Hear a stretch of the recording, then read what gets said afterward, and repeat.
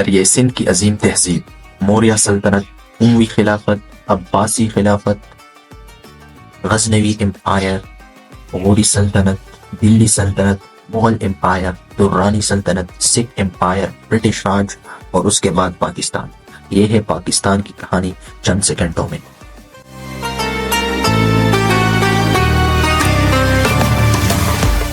لیکن ان تمام سلطنتوں میں ایک ہی چیز مشترک تھی، اور وہ ہے دولت اور سکے کی اہمیت، کیونکہ دولت اور سکے کے بغیر نہ تو سلطنت قائم کی جا سکتی ہے اور نہ اس کو چلایا جا سکتا ہے، بلکہ اس کی الٹ یہ ہے کہ سکے اور دولت کی کمی ریاست کی تباہی کی آغاز بنتی ہے۔ پاکستان کی قیام کی کہانی تو بہت دلچسپ ہے، لیکن اس سے بھی دلچسپ پاکستان کی ڈوبتی اور ابھرتی ہوئی معاشی کشتی کی ہے۔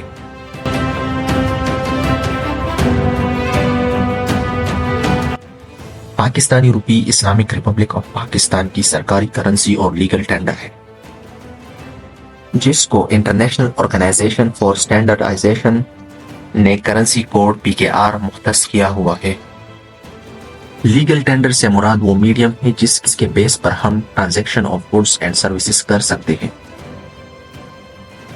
یعنی پاکستان میں پاکستانی کرنسی دے کر ہم کوئی بھی سروس بیچ سکتے ہیں یا کوئی بھی سروس خرید سکتے ہیں، اور اسی طرح پاکستانی روپے کو استعمال کر کے ہم کوئی بھی گڈ بیچ سکتے ہیں اور کوئی بھی گڈ خرید سکتے ہیں۔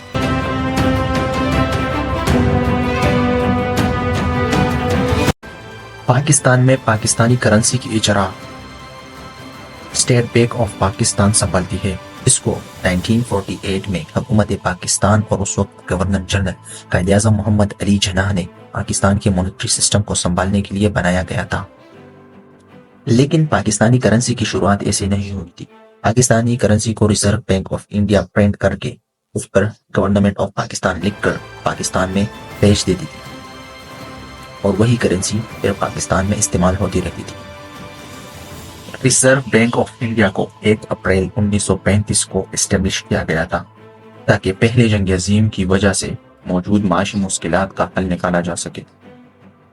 لفظ روپیہ ایک سنسکرت لفظ ہے جس کی معنی ہے کچھ چاندی یا چاندی کا سکہ، لیکن اصل میں یہ لفظ روپیہ اور لفظ روپا سے نکلا ہے، جس کی معنی شکل یا تصویر کی ہے۔ روپیے کو پہلی بار شیر شاہ سوری نے اپنے نظام حکومت میں سکے کے طور پر جاری کیا۔ آپ کے معلومات کے لیے بتائیں، شیر شاہ سوری نے 1540 سے 1545 تک حکومت کی۔ انہوں نے جنگ و جدل کر کے مغلوں سے حکومت چھینی تھی، لیکن 5 سال بعد مغل شہنشاہ ہمایوں خان نے دوبارہ حکومت حاصل کر لی۔ روپیے کے علاوہ ہندوستان میں 2 اور سکے بھی رائج تھے۔ ایک سکہ دم کہلایا جاتا تھا اور دوسرا سکہ مہر کہلایا جاتا تھا۔ دم کوپر سے بنا ہوتا تھا اور مہر سونے کا سکہ ہوتا تھا۔ یہ تینوں سکے یعنی روپیہ، دم اور مہر شیر شاہ سوری کے دور حکومت میں جاری ہوئے تھے، لیکن شیر شاہ سوری سے دشمنی کے باوجود مغلوں نے ان سکوں کو ختم نہیں کیا بلکہ ان کو مزید ترقی دی۔ ہماری ویڈیو میں دم اور مہر کا ذکر نہیں کیا جائے گا۔ ہماری ویڈیو صرف روپیے کے مطابق ہے اور اسی کے بارے میں ذکر کیا جائے گا۔ روپیہ ایک مڈل رینج کرنسی تھی جس کی ویلیو دم سے زیادہ اور مہر سے کم تھی۔ اکبر کے دور حکمرانی میں 1 روپیہ 48 دم کے برابر تھی، لیکن بعد میں اس کو 38 دم کے برابر کر دیا۔ دم کی قیمت میں اضافے کی وجہ انڈسٹریل ریولوشن کی وجہ سے کوپر کی مانگ تھی۔ کوپر کی مانگ کی وجہ سے دم کی ویلیو بھی انکریز ہو گئی۔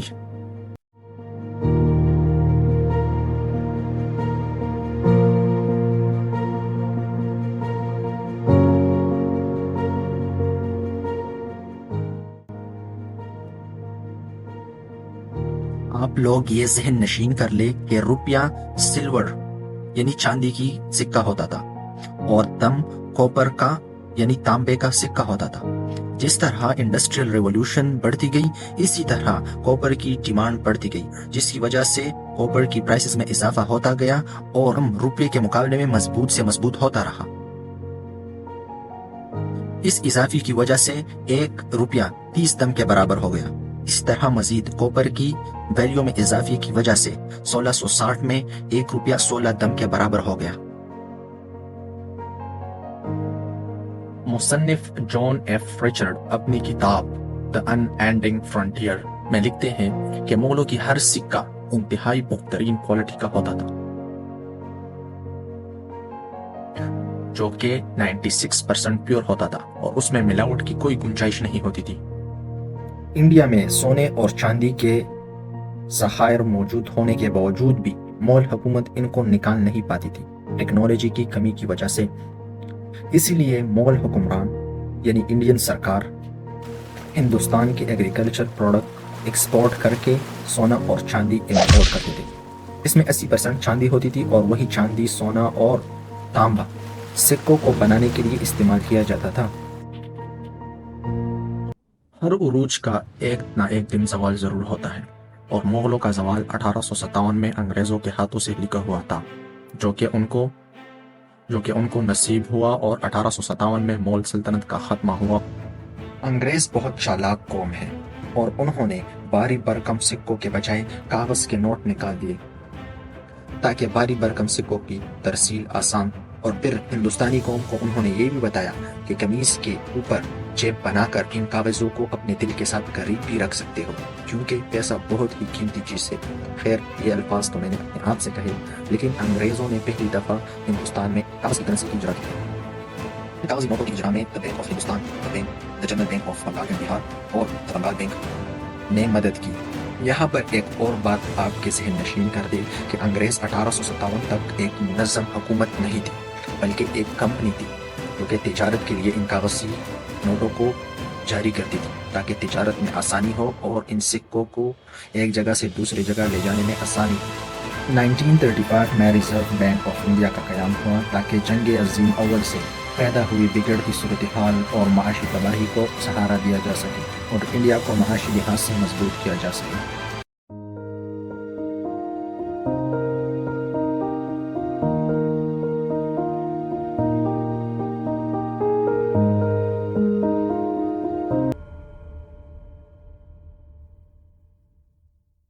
Pakistan monetary system and reserve bank order 1947 کے مطابق اور پری پارٹیشن انڈیا کے گورنر جنرل کے ایک ایکسپرٹ کمیٹی سے مشورے کے بعد ریزرو بینک آف انڈیا کو پاکستان اور انڈیا دونوں کے لیے ایک مانیٹری اتھارٹی بنا دی، ستمبر 30، 1948 تک قائم رہی۔ اسی دوران ریزرو بینک اور گورنمنٹ آف انڈیا کی چھپوائی گئی ہر کرنسی نوٹ اور منٹ کی ہوئی ہر ایک سکہ پاکستان میں لیگل ٹینڈر کی حیثیت رکھتا تھا، لیکن شرط یہ تھی کہ سکے اور کرنسی نوٹ پر اردو میں حکومت پاکستان اور انگلش میں گورنمنٹ آف پاکستان لکھا ہوتا تھا۔ اس وقت ہر 1 روپی 16 آنے کے برابر تھا اور 1 آنا 4 پیسوں کے برابر تھا، یعنی 1 روپیہ 64 یعنی 64 پیسوں کے برابر تھا۔ معاہدے کے مطابق پاکستان اور ریزرو بینک آف انڈیا مل کر 30 ستمبر 1948 تک کام کر سکتے تھے، لیکن پاکستان نے 3 مہینے پہلے ہی یعنی 30 جون 1948 میں یہ ایگریمنٹ ختم کر کے اپنی مانیٹری سسٹم پر کام کرنا شروع کر دیا۔ تاریخ بہت ہو گئی، اب آتے ہیں پاکستانی سکوں اور کرنسی نوٹس کے ایویلیویشنز کے بارے میں۔ یہاں پر آپ کے ذہن میں یہ بات ہونی چاہیے کہ 1961 تک روپی ڈیسیملائز نہیں تھا، یعنی 1 روپی 100 پیسوں کے برابر نہیں بلکہ 64 پیسوں کے برابر تھا۔ تو ہم جب بھی بات کریں گے 1961 تک تو 1 روپی 64 پیسوں کے برابر ہوگی۔ 1948 میں حکومت نے 7 سکے جاری کیے، ان کی تفصیلات مندرجہ ذیل ہے۔ ہر ایک سکے کے لیے 2 سیکنڈ انتظار کریں گے تاکہ آپ یہ ڈیٹیل پڑھ سکیں، یا ویڈیو کو پاز کر کے آپ دیکھ سکتے ہیں۔ بہت جلد ڈسکرپشن میں ان تمام ڈیٹیلز کی PDF ہم اپلوڈ کریں گے۔ ان سکوں کی تفصیلات مندرجہ ذیل ہے۔ 1 پیسہ، آدھا آنا، 1 آنا، 2 آنا، پاؤ روپیہ، آدھا روپیہ اور 1 روپیہ۔ یاد رہے کہ 1 آنا 4 پیسوں کے برابر ہوتا ہے، یعنی ایک پیسہ 16 آنوں کے برابر ہوتا ہے، کیونکہ یہ زمانہ 1961 سے پہلے کا ہے جب روپی ڈیسیملائز نہیں تھا، یعنی ایک روپیہ 100 روپوں کے برابر نہیں تھا۔ 1961 میں حکومت پاکستان نے اسٹیٹ بینک کی مدد سے 3 کوئن مزید ایڈ کر دیے، جو کہ 1 پیسہ، 5 پیسہ، 10 پیسے کے تھے۔ 2 سال بعد یعنی 1963 میں حکومت نے 2 مزید کوئنز ایڈ کر دیے، 10 پیسے اور 25 پیسے کے کوئنز۔ 1 روپے کے کوئن کو دوبارہ اپ گریڈ کر کے 1979 یعنی 1979 میں دوبارہ جاری کر دیا گیا۔ 1998 میں 2 روپے کا سکہ اور 2002 میں 5 روپے کا سکہ جاری کر دیا گیا۔ 2015 میں 5 روپے کی کوئن کو سلور سے منتقل کر کے کوپر، نکل اور زنک کے ایک الوئے میں تبدیل کر دیا گیا، جس سے اس کی وزن بھی گھٹ گئی اور پروڈکشن میں بھی آسانی ہوتی ہے۔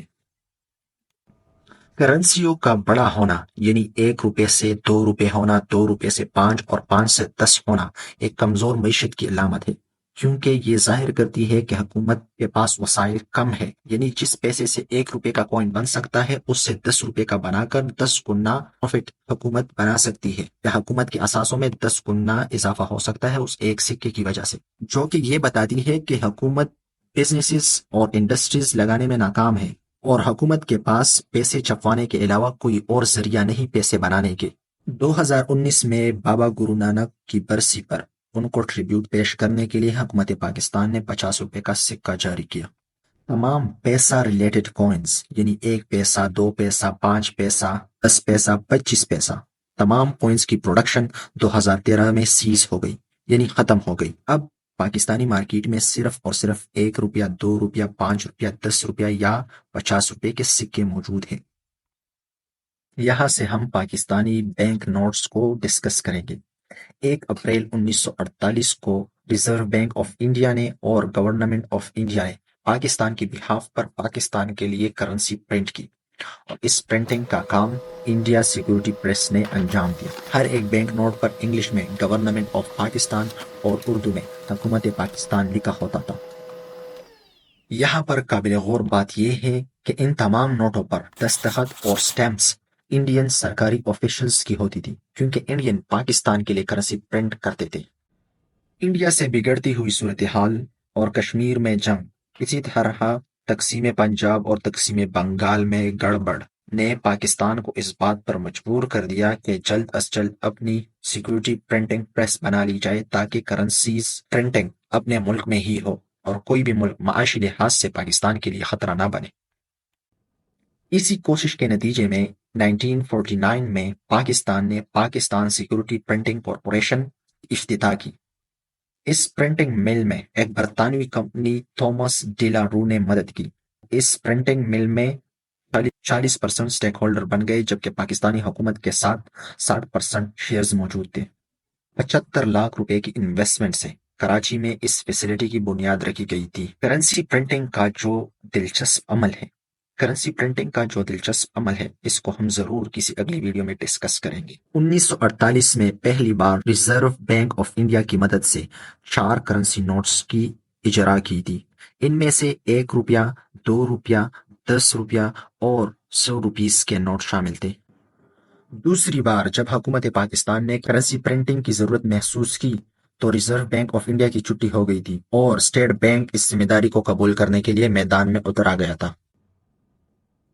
1953 یعنی 1953 میں اسٹیٹ بینک آف پاکستان نے 5 کرنسیز کی اجرا کی۔ 1 روپیہ، 2 روپیہ، 5 روپیہ، 10 روپیہ اور 100 روپے کی نوٹ ان نوٹوں میں شامل تھے۔ 1957 میں ان بینک نوٹس کے بنڈل میں 50 روپیز کا نوٹ بھی شامل کر لیا گیا تھا۔